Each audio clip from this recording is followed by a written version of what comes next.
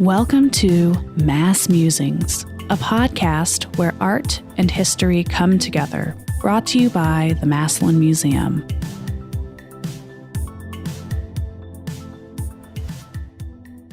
My name is Anna Young, and I am the podcast producer.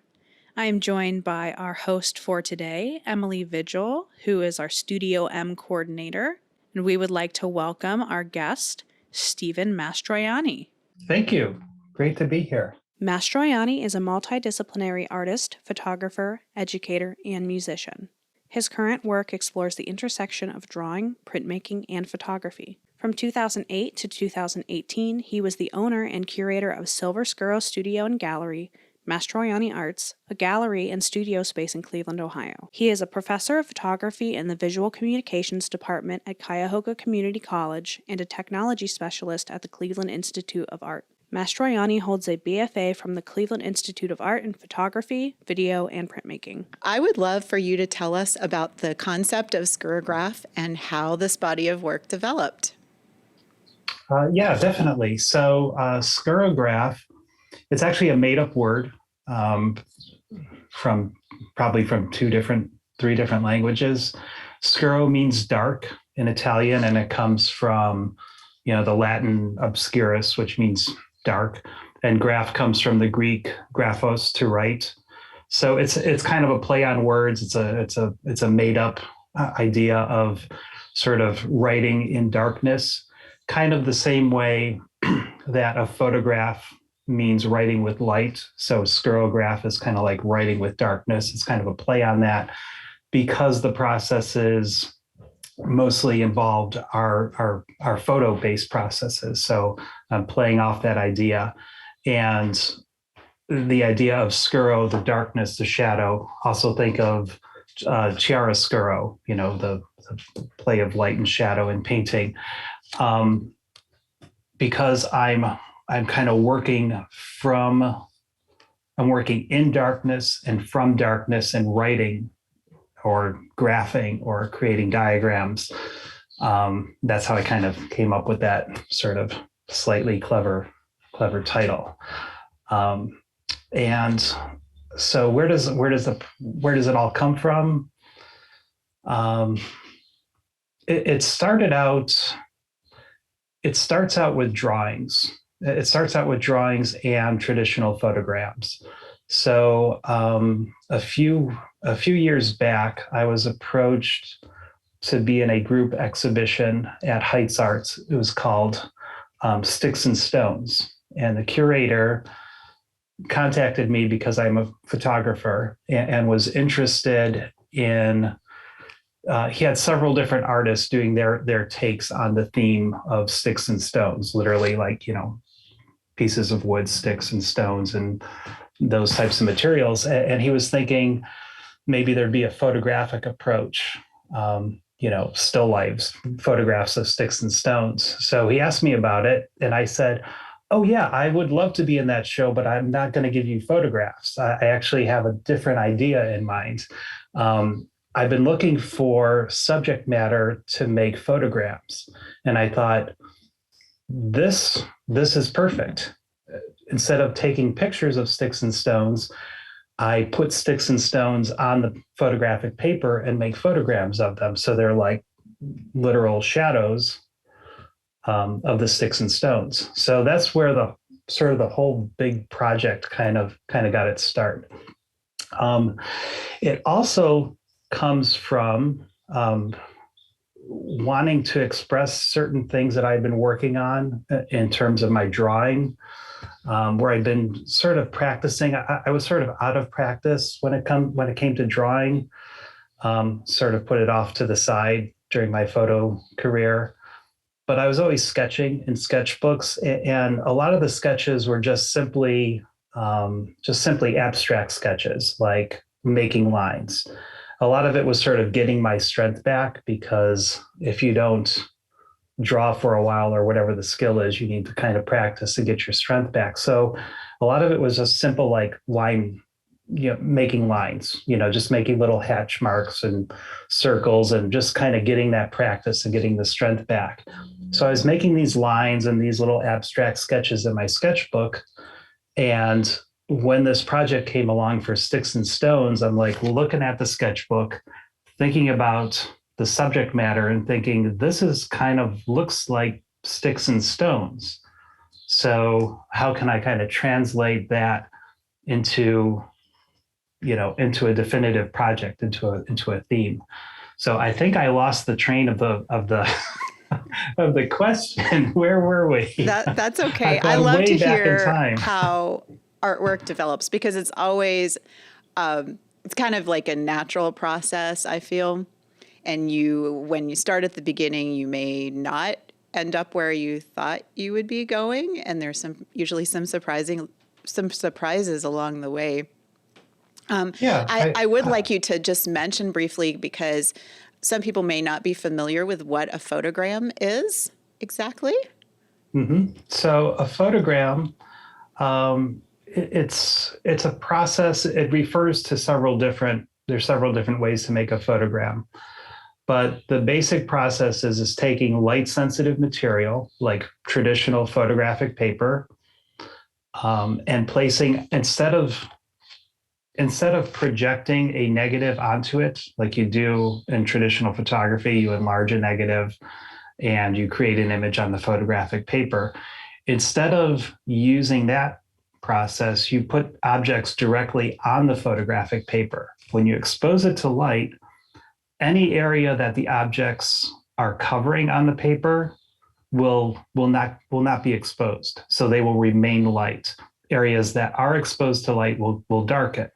It's the same idea behind enlarging and printing a photo negative, except again, it's objects that are directly on the paper. So there's no negative, there's no camera involved. It's like direct to the photographic paper. So the result is the result looks like a negative because it's reversed. So if I put sticks and stones on the paper, the areas where the sticks and stones were lying and were exposed will remain white on the paper, and the rest of the paper will turn black or blue in the case of cyanotype. Mm-hmm. Wonderful. So I know, obviously, from putting up the exhibition and visiting the exhibition, that one of the first things when somebody enters the room is the scale of the work. You feel as though you're kind of enveloped in it because it is larger scale. The typical size is around 40 by 40 inches and then up from there. And so that's not the scale that we are normally used to seeing, most photography or photographic processes. Did you start small when you first started doing this and work your way up? Yes and no. I started relatively small. Mm-hmm. So instead of 30 by 30, 40 by 40, my first prints were 20 by 24. Now, if you do traditional photography, 20 by 24 paper is pretty much one of the largest sizes of cut paper that you can get. So I was starting out large for the darkroom. Mm-hmm. So I never worked small. Traditionally, for 150 years, photograms and cyanotypes are usually done on smaller sheets of paper, with the exception of some contemporary artists who do work as large and larger than I do. But traditionally, if you're looking at people like Anna Atkins or Maholi Nagy or Man Ray and looking at their cyanotypes and their photograms, they're done on little pieces of paper, like 5 by 7, 8 by 10. It's very manageable. I went up in scale right away because that's how I visualized it. I knew I wanted to work big. If I worked any smaller, it would be like a sketch. And I already had sketchbooks filled, 6 by 8 sketchbooks that were filled with drawings. I didn't want to do something like that. I wanted to take that concept and sort of enlarge it and make a big scale version of what I was drawing. So if you delved into this with sticks and stones and you didn't work large, you would be working with like pebbles and twigs, which is a whole different thing than sticks and stones. Exactly. Right? No, that's a great point, because when I was gathering up the materials, I had these big sticks. I can't do a tiny picture with, branches and whatnot. Mm-hmm. So. Got it. So you already mentioned a few photographers who use the cyanotype photogram process. Who are some of your photography heroes? So I'm going to kind of separate this out because my career as a commercial photographer and as a traditional photographer, I'm influenced. I have favorite photographers, but they don't influence at all this work. Okay. This work is not, I don't think of it as it's camera less work. There's no camera involved. I don't think about the image making in terms of any photographers. So while I do have photographers who have influenced me in my commercial work, they don't come into play. I think more about, well, I already mentioned some of the photographers who make photograms, and there are some contemporary ones like Adam Fuss and Leah Halloran are two really good examples. But looking more at painters, people like Sol LeWitt or Miro or Paul Klee, I think you can see some of that influence. Ed Michkowski, who was an op art painter based in Cleveland in the 20th century. And I was lucky enough to have him as a professor at CIA, is sort of a larger than life figure. And his influence, he had sort of a strange influence. He would just say these really memorable things that didn't necessarily make any sense, but kind of made an impression on you. But looking back at his work, like I see an influence. So it's sort of like maybe it was buried in the subconscious, and I go back and I look at it and I see an influence. All of that being said, I try not to look at anybody. I find that it really sort of dilutes what I'm doing and distracts me, because then you end up sort of imitating what you see. Mm-hmm. Yeah. So I really try to clear my head. The influences, I mean, I can't erase the things that I've seen. Like I can't forget those memories, but I try not to look at things because it is very distracting. I don't want my work to look like something else. Sometimes you stumble upon the influences afterwards, right? Exactly. Yeah. And as I call those in my Instagram feed, I call those post-inspirational antecedents, which doesn't make any sense. But that's a mouthful. But if you think about it, it's like I look at something and it's like an inspiration because it looks like something that I've already made. So it's an antecedent to something that I've made. So it's post-inspirational.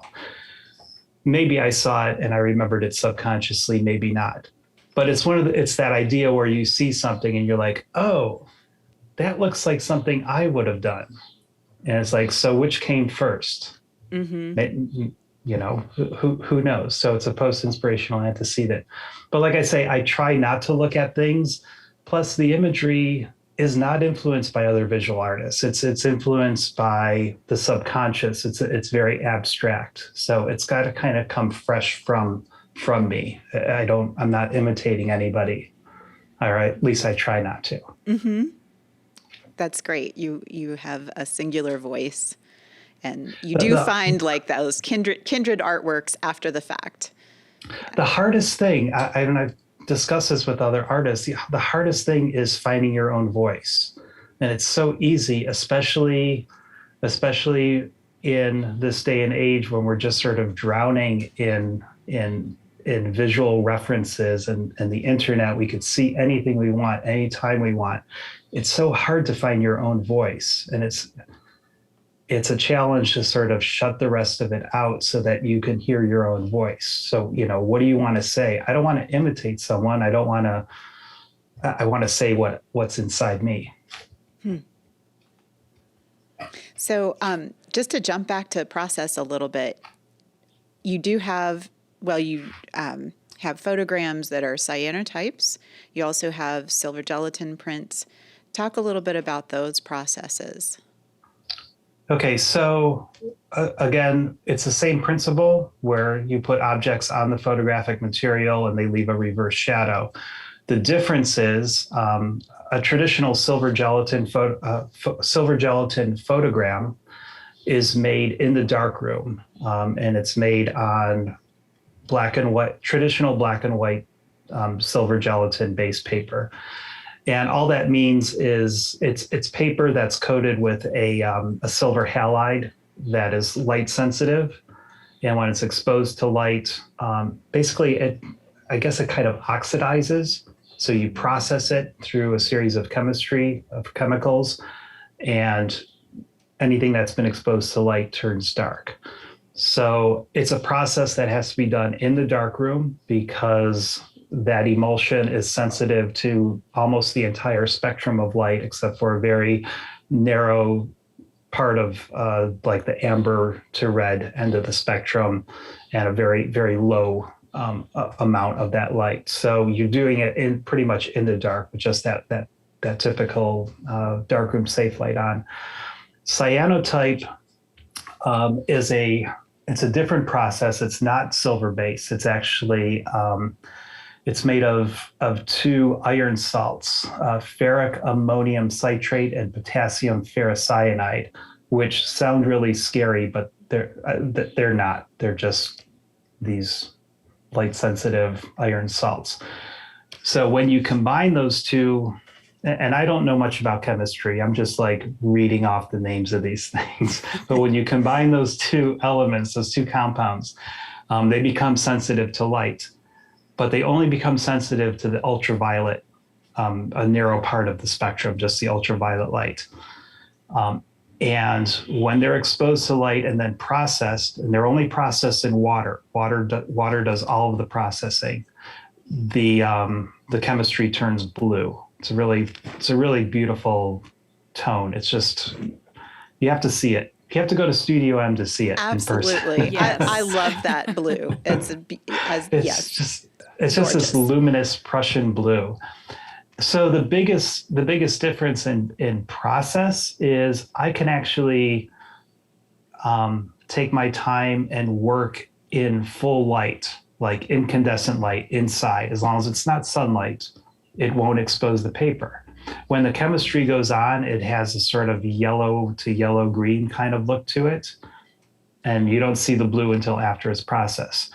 So I can work in full light, which makes it easier to work, to put the objects on and create my compositions. Whereas with silver gelatin photograms, it has to be done in the dark room. So it's not the most comfortable thing. You're in the dark for a long time, and you can't stop the process. You can't leave. You can't open the door and leave in the middle of what you're doing. So when I'm working on the silver gelatin prints, sometimes I'll be in the dark room for up to a couple of hours laying out objects on the paper. And it's also a race against time because there's a little bit of residual exposure if it's under the safe light for that long. And then I've got to process it through the chemistry, through the developer and the fixer, and wash it all before I can turn the lights on. So it's a very intense process. With cyanotype, I lay it out and then I put it out in the sun. The exposure is much longer than silver gelatin. Silver gelatin takes like a few seconds to expose under in larger light or a controlled light situation in the dark room. The cyanotype is exposed under sunlight, and it can take anywhere from like 8 minutes up to a couple of hours, depending on the amount of ultraviolet light that it's exposed to. Then you wash it off with water and it's good to go. So how long would you say, and you kind of answered this a little bit, how long would you say it takes for you from start to finish to complete one of your large pieces? Let's go with your largest cyanotype image that you have currently up in Studio M. How long would that take from start to finish? Okay, the large cyanotypes are really problematic in terms of the logistics to get them done. So from start to finish, laying them out can take anywhere from, say, 20 minutes to a couple of hours, depending on how complex the composition is. And when I say laying them out for the listeners, I'm putting objects on the paper, whether they're actual objects or like cut out things or drawings. I talk more about that. So I'm laying that stuff out on the paper and then putting a piece of glass over it to hold it down tight and then moving it out to the sun. So the layout takes, again, 20 minutes to a couple of hours, depending on how complex it is.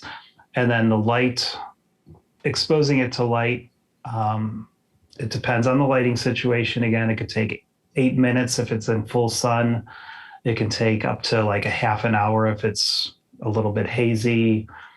I've done things inside in an attic that has a lot of natural light in it, in the middle of winter, and I've exposed it for about a week. Wow. To get, I mean, it takes that long because the ultraviolet light is so diffused that it's just not getting a lot. So it does vary a lot. Washing it off only takes a couple of minutes, and then you just hang it up to dry. And then I already described the darkroom process. Again, you're locked in the darkroom and you can't leave until it's done. And so hopefully it's not more than an hour or two. You just have a cot in the dark room where you just kind of like setting a timer, like, oh, I got to check on it. Nope, not done yet. Yeah, as long as you got good tunes and you went to the bathroom beforehand, because all that running water is gonna sort of mess with your mind. Tell us about the Cyanoterrarium you built. What is that? And did you invent this? Because you're Yes. Yeah. I invented it. I'm gonna trademark that. Cyanoterrarium TM. You heard that here first on MassMusings. So the Cyanoterrarium, again, I made that up. I made up that word. It's not a real word. It is now. So that's why I need to trademark it. The Cyanoterrarium is a greenhouse. So we built a greenhouse in the backyard because we do a lot of gardening. And the greenhouse has a footprint of about 7 by 10 feet. And it's however tall. I'm looking at it right now out the window. It's like, 10, 12 feet tall. So it's a greenhouse. So it's all light. And when we were building it, I was thinking, hey, I could, make cyanotypes out here because it's in the light. So here's the situation. When I'm working with such a large format, with such large sizes, with cyanotypes, moving them around is almost impossible. So typically, if you're making cyanotypes and you're just, putting some flowers and whatever botanical things on your piece of paper and putting some glass on it, then you carry it outside, put it in the sun, carry it back in and wash it off. That's really easy to do when your piece of paper is only like 8 by 10 or 5 by 7 or something like that. If your piece of paper is 40 by 40, or right now I'm working on pieces that are 60 by 32, 60 by 36, you can't move those around. So I can't assemble those inside and then take them outside because I can't get them through the door. I'll tip them and then all my little parts will fall and move and the composition will be ruined. So this is a huge problem. I need to assemble these out of the light, out of the sunlight, and then expose them in the light, but I can't move them. So this is kind of it's a really convoluted solution, but it's sort of elegant and fun in kind of a crazy 19th century way. So what I do is, and I was just doing this last night, after dark, I go out to the Cyanoterrarium, aka the greenhouse, and just using regular flashlights as lighting because it doesn't hurt the paper. I set up on a big table, lay everything out, put a piece of glass over it, put a piece of cardboard over it, and then go to bed. In the morning or whenever it's in full sun, which I'm looking out right now, and I see that it's almost in full sun. So we're gonna have to wrap this up because I gotta get out there. That's fine. Okay. Yeah. So once it's in full sun, I go take that cover off and it's ready to expose. Because I can't move it. It's this monstrous thing. So unless you have a way like a garage or something where you can move things in and out of, and you've got rolling tables and things like that, it's really, really awkward. So that's why I devised the Cyanoterrarium. So I expose it. Once it's exposed, I can dump the items off, roll up the paper really quickly and take it inside, or even hose it off outside. I wondered if there was a hose involved. I pictured a hose when I Yeah. read about There that. is. Yeah. That's very smart. I like that. Also, now you're kind of giving me some ideas. It's not the most efficient way of doing it, but it works for my situation and the way things are laid out here.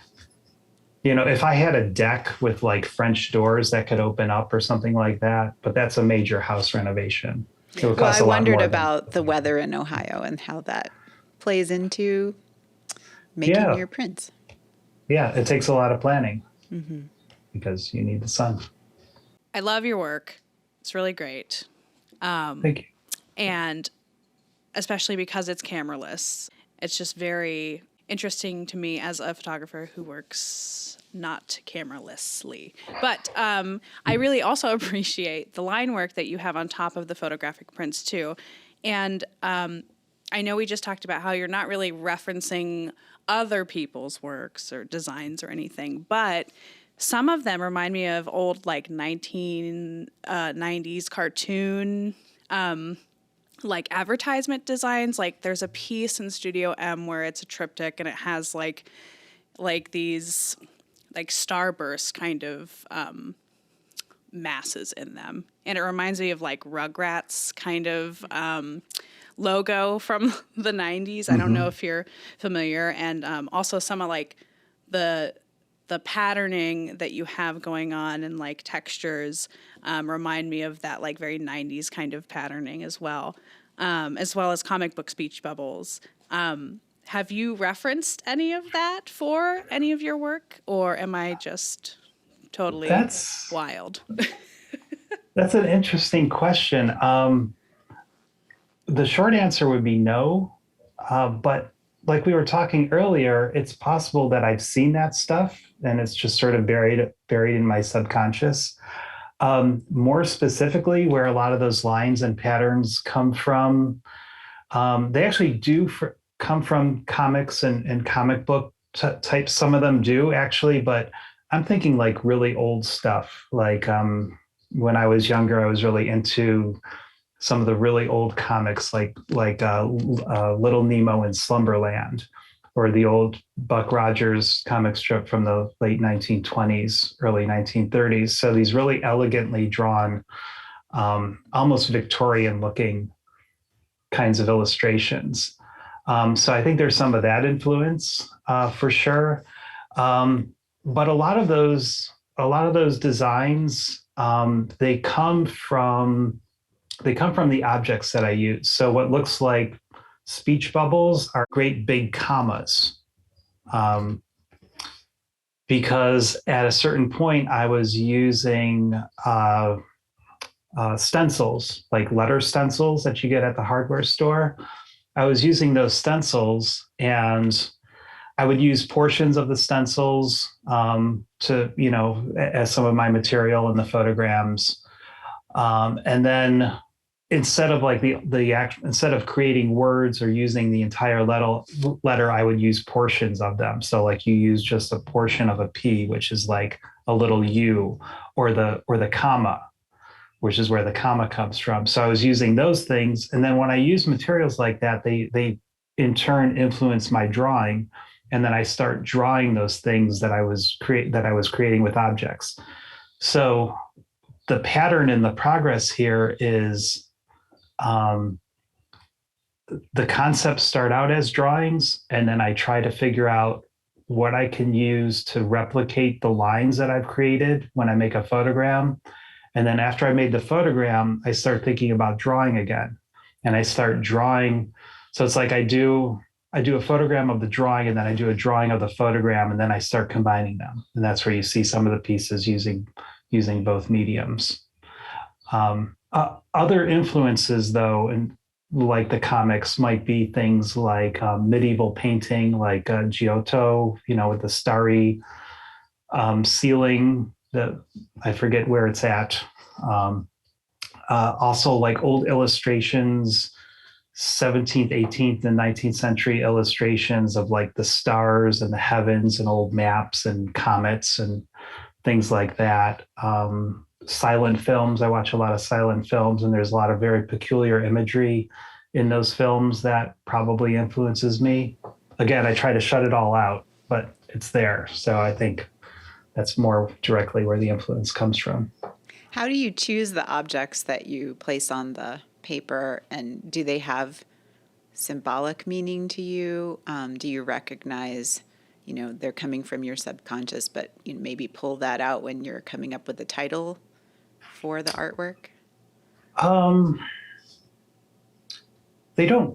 wouldn't say they have symbolic meaning, but they do. I'm always on the lookout for things that look like the lines that I make.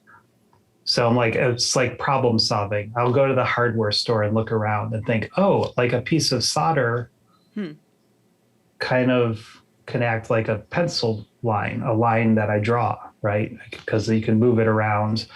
Or I discovered these little like electronic resistors and conductors, these little wired gizmos that resemble these patterns that I was drawing.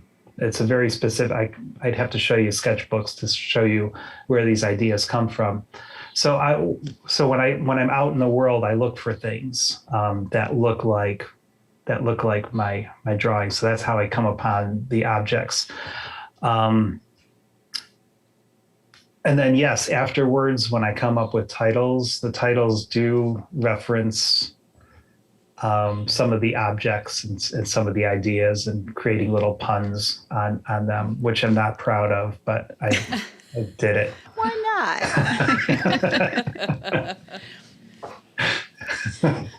Well, they're hints for someone who's looking and being able to delve into the piece from different angles. There's the pun, but then after you get the pun, it's kind of like you bring your own associations to the artwork. Yeah, I don't want to be literal, but I also don't want to be like use titles like untitled, because that's no fun. So I want to kind of give you sort of an into it, but I'm not going to tell you what it is, because that's a whole different subject. What it is what it is to you a lot of times. That's true. And you've answered my next question, but I wanted to ask you a different question in lieu of that.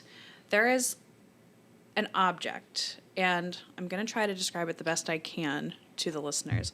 It looks like a little tiny, like the top of a traditional round popsicle, and then it's got two little little wire things that come off of it.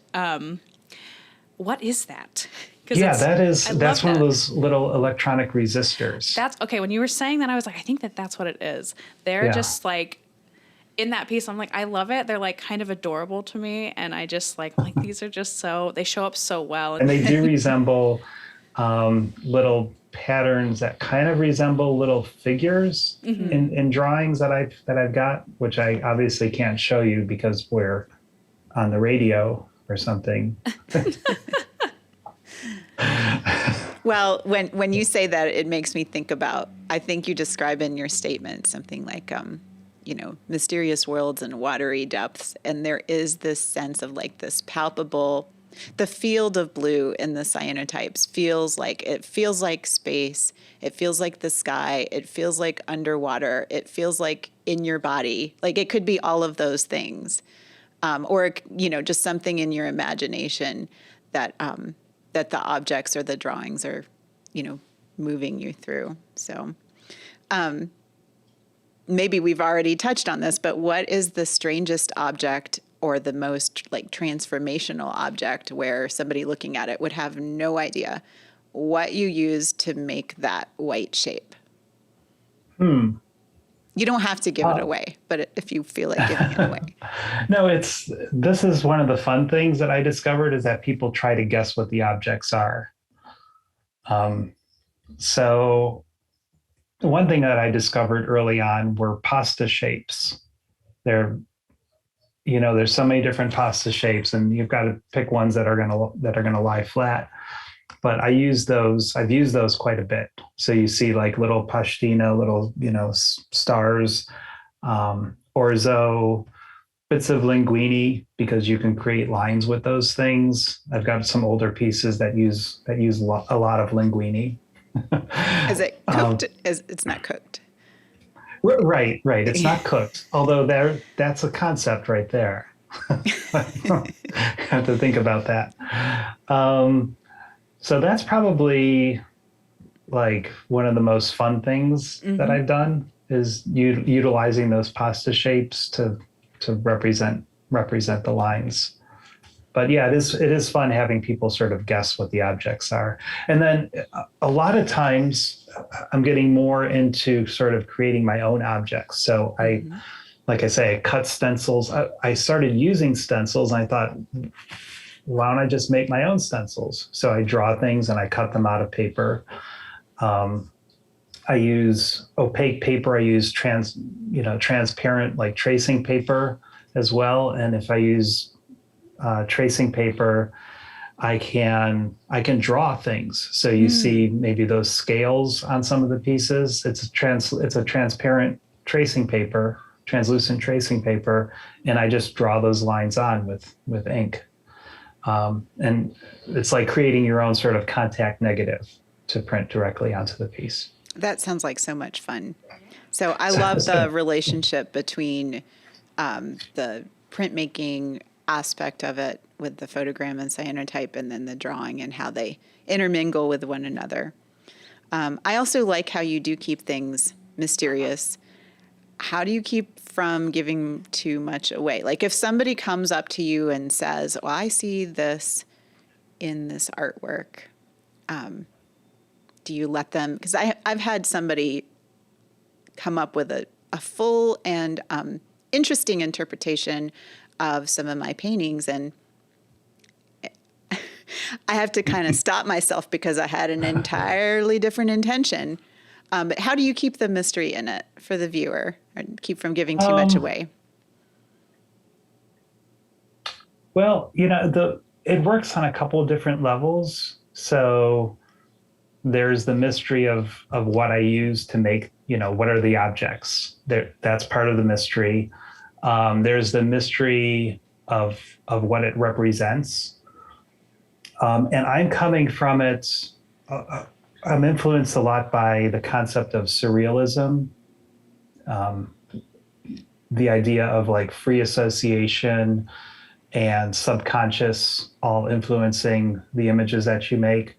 So I'm not necessarily mimicking like the familiar historical imagery in surrealism from the 1920s and 1930s, but I'm interested in the concept of it, the idea that you can sort of pull from your subconscious or your memories or your dreams to come up with images.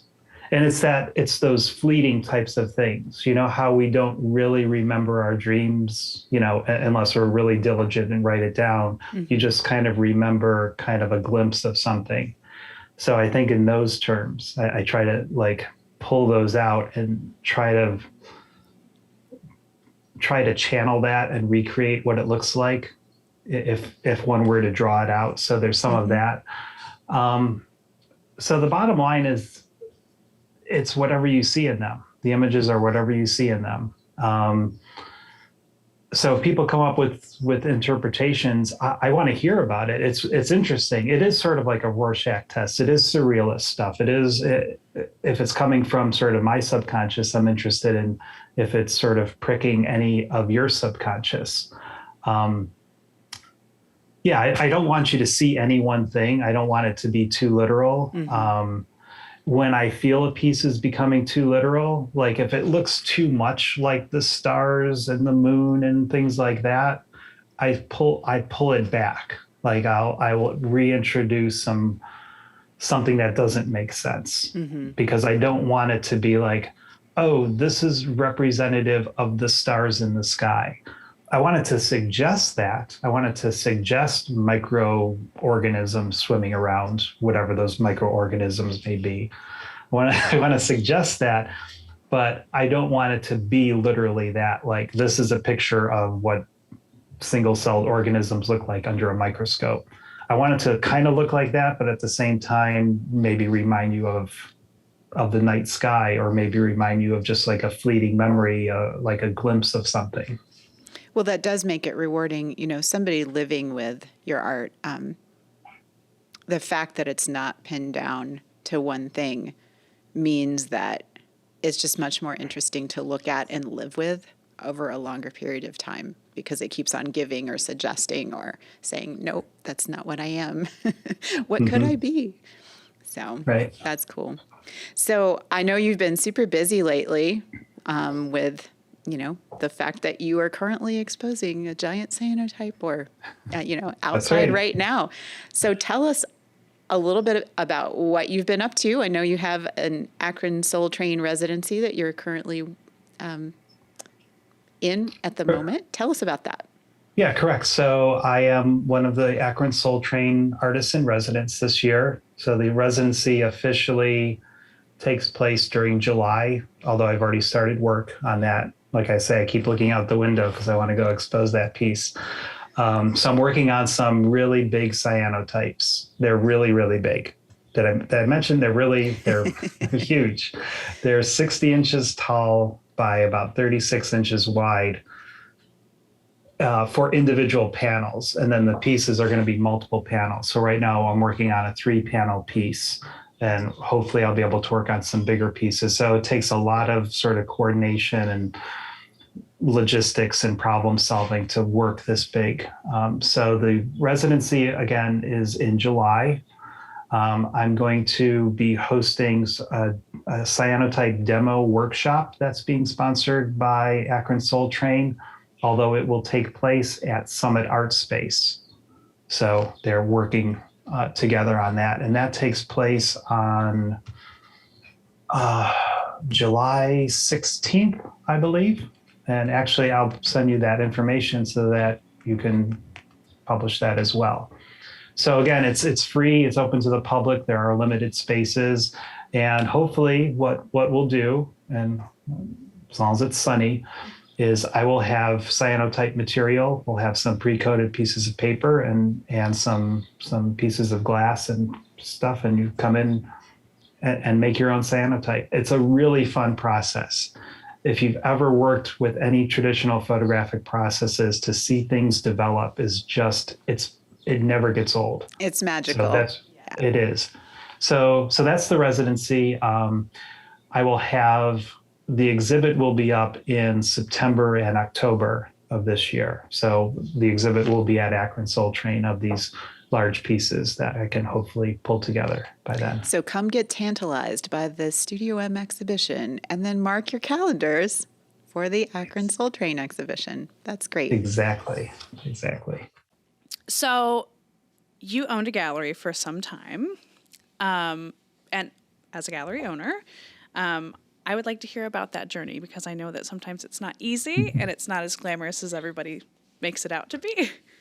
No, it's not easy or glamorous. It can be fun. So I had a gallery, but essentially I had a photo studio in Tremont from about 2008 up until 2017. And then I moved to Slavic Village for about a year, moved my studio there.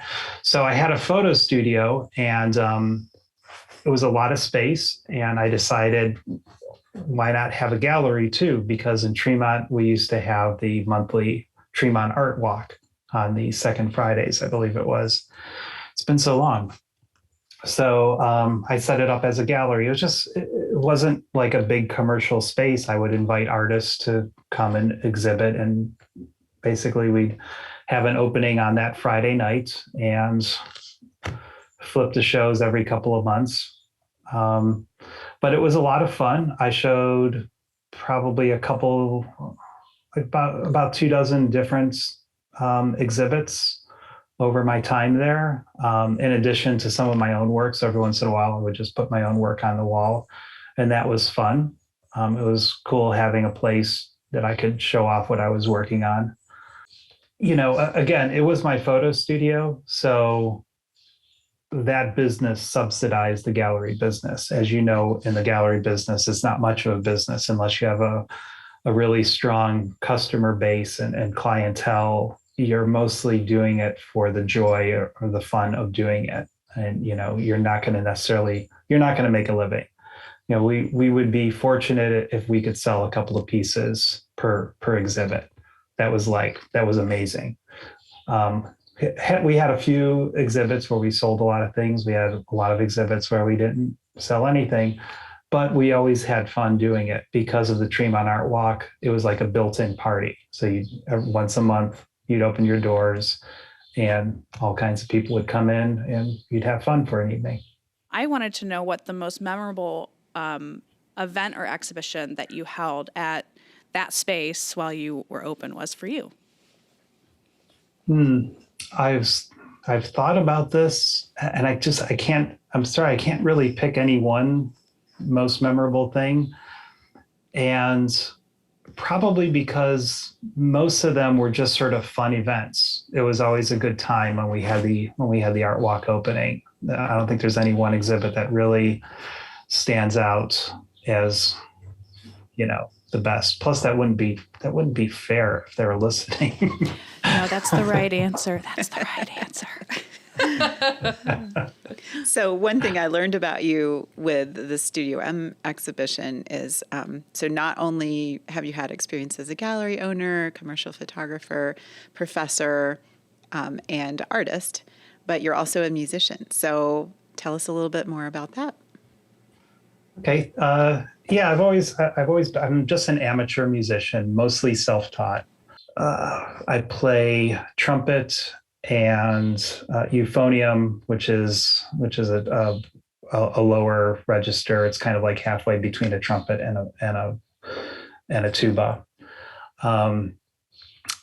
And I've played a little bit of saxophone in the past and a couple other things. But like I say, mostly self-taught. I'm total amateur, but I've always been in a handful of bands over the years, going all the way back to the 1980s with, these sort of fun punk art kind of things. Been in a jazz band, which was fun for a while in the early 2000s. Currently, or maybe not so currently, because we haven't played since the pandemic, we have a band called Malphonia. Malphonia literally means bad sound. It's a play on the euphonium, which I play not very well. So that is me on brass, and there's an accordion and percussion and guest bass and or tuba players and sometimes another voice. And we play music that ranges from over 3 centuries, old tunes, standards, polkas, some classical pieces, but just played in kind of like a really fun, light sort of street music kind of fashion. Is there anywhere that people can go to hear that? Like I say, we haven't played since the pandemic, and we haven't, been rehearsing or ready to get back together yet. So maybe someday. There's a website, malphonia.com. Okay, that's what I was wondering, if there was anything online. You won't find anything new on it. I also, again, since the pandemic, I have not been playing, but there's a LGBT community orchestra called Blazing River Freedom Band that I have also played with. And we play orchestral pieces, classical pieces, show tunes, that kind of thing. And that's really fun because it's all skill levels, which means they don't look, too cross-eyed at me when I screw up. But it's really challenging and it's really fun. So it's always been it's always been just like sort of a hobby for me. Been an amateur musician. I'm definitely going to go check that out later. Maybe when I'm driving up to Cleveland, put that on in my car. I played saxophone in band when I was in high school, so, yeah. So you were sort of a band nerd? Band nerd, yeah. So alto, tenor, or baritone sax before we move on to the next question? I played alto. Again, just a little. I went and bought it from a music store and kind of taught myself to play. That's so cool, though. But that's sometimes it's the best way to do it, too. And then you just get really extra funky with it. And it's just, it's not as rigid as playing that, stuff for concert band. So no cheating.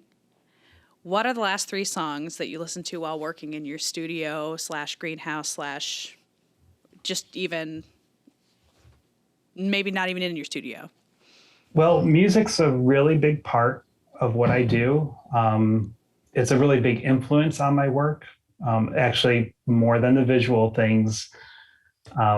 I try not to look at other artists' visual work, but I am constantly inspired by music. So I'm always listening to something. And actually, I do have to cheat a little bit. I'm going to open up my Apple Music because it shows me what I've been playing. Oh, that's fine. Some people are like, oh, I know what I definitely listened to just like an hour ago, but I'm not going to say that. Right. I've been listening to a lot of different things lately. I've got a lot of different musical interests, and lately I've been listening to a lot of Eastern European gypsy brass music. I like a lot of classical music, some opera. So they're not individual songs. I'm gonna have to pull out albums here. The last few things that I've listened to were Esma Redzipova. She's a singer, a Roma gypsy singer from Yugoslavia, from the former Yugoslavia, a folk singer. Amy Beach, a composer from the early 20th century.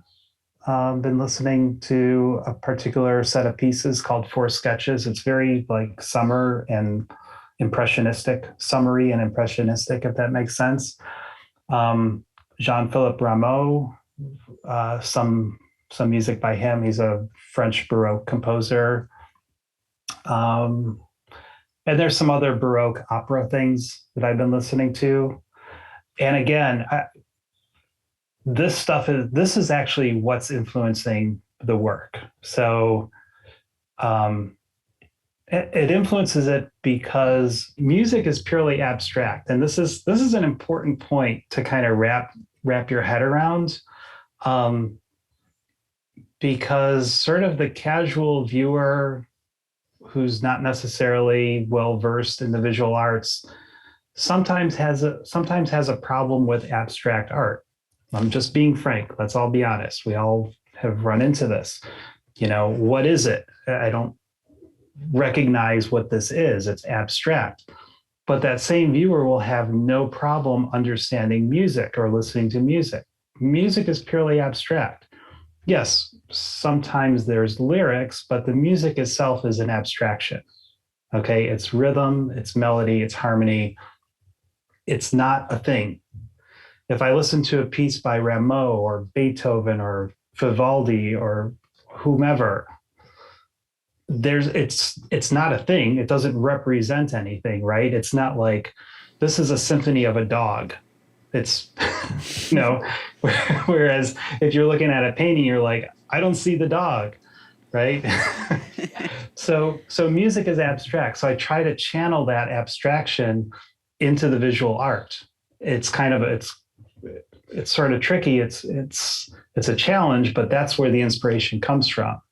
So music inspires like a visceral response that I try to translate into visual ideas.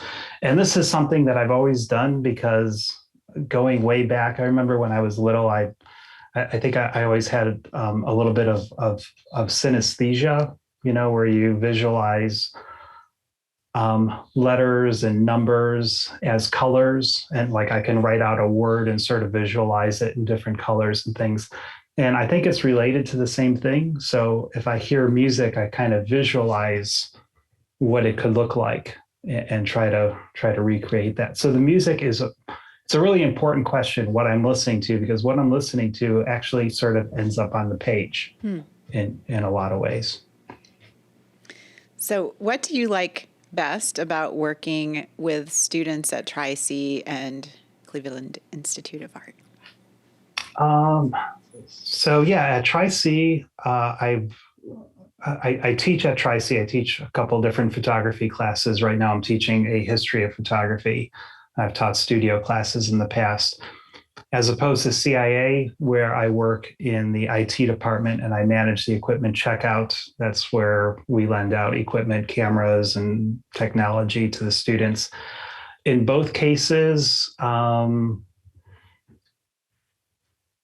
when it comes to the technology, when it comes to CIA, when I'm helping them with cameras and whatnot, it's great to sort of work with the students and help them solve a problem. But they come to me, looking to borrow specific things, and I need to sort of help them along. And I like to ask them what they're working on. What are you trying to accomplish here? Because then I can make suggestions about what equipment to use that'll help them along. And it's fun just interacting with them because they're young, they're inspired, they're trying out new things, and that's fun. And when I teach at Tri-C, it's fun when students go beyond what I ask them to do. It's easy to complete an assignment, and the work isn't that hard. It's just a photo class, like go out and take pictures, people. That's all I'm asking you to do. So I like it when students really sort of take a deep dive into it and go and explore new creative ideas instead of just doing the assignment. That gives me something to work with. It's inspiring, and it's fun to kind of push them in different directions and sort of push them out of their comfort zone. You have a wonderful Instagram feed. And what are a few of the favorite hashtags or series of things that you post that someone who's a new follower might be excited to see? The Instagram, I love Instagram because it's a great way to document your work as you're going along. So I'm working on a new piece. I'll do pictures of things in progress. And I love that at least originally Instagram was purely visual. Now it's like a big wasteland of paid promotions and content, and it's very frustrating. What's a guy got to do to just have an online thing where you can share images, right? So anyway, I enjoy Instagram, or at least the idea of Instagram. I use a lot of standard hashtags in my work just to, for people who are interested in whatever cyanotype or photograms or Cleveland artists, that type of thing. What else can I tell? I think I lost the question. Would you be able to provide your handle so that people, if they'd like to follow you, they can? Yes, it's at Silver Scuro, SILVERSCURO, Silver Scuro, which is again a play on that whole Scuro thing. And there I share, that's all my artwork. So it's the photograms and the cyanotypes. It's also my photography work. So you'll see not only the cameraless images, but you'll see the camera full images. Is that a term? I just made it up. It's fine. We're going to use it. Yeah. Okay. That's what I was looking for when I asked about hashtags, because I love that you like to play on words and, like it's just the interesting. Post-inspirational antecedents. Right. That's a hashtag that I'll use again, Well, it's those also weird nice things that that I you don't just document your finished work. You like a lot of people, you show in progress, but you also show something about the process and behind the scenes. And that's not something that you always get to see if you see only the finished artwork. So it's fun. Yeah, it's fun to sort of hint at what I'm doing. So like if I cut out a bunch of stencils, I'll take a picture of it. And then maybe a few days later, you'll see what the photogram looks like with those stencils. Mm-hmm. And, I like to see it. When I look back on it, I can see my own progress. Mm-hmm. Yeah, people really do enjoy that. It's like, I don't know, there's always trends every year with social media and what people are looking at or what people are engaging with. And that's like one that giving pieces and parts of a whole thing to advertise something and not giving the full thing away. People are just like, oh, I want to see more of it. And so that's really important. And I love, following you on Instagram. It's always really fun. You're just so witty, and I can see like your humor and just like everything come out. I can see your personality through those images even before I met you. And so, it was, I appreciate it. As a social media manager, I appreciate it very much. Thank you. So those of you who already follow Silver Scuro would appreciate that you don't show your whole face. So there's there's that, right?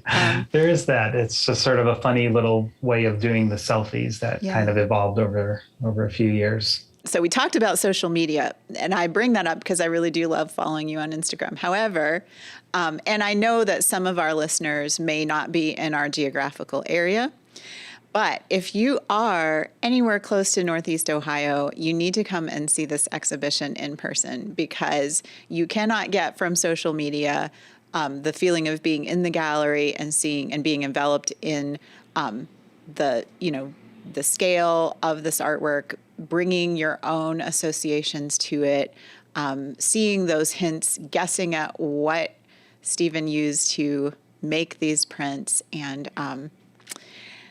just enjoying that as an experience, not just something that you see on a little screen, because it is not the same and it doesn't substitute for that. So I do hope that you will come and visit Studio M before July 27th.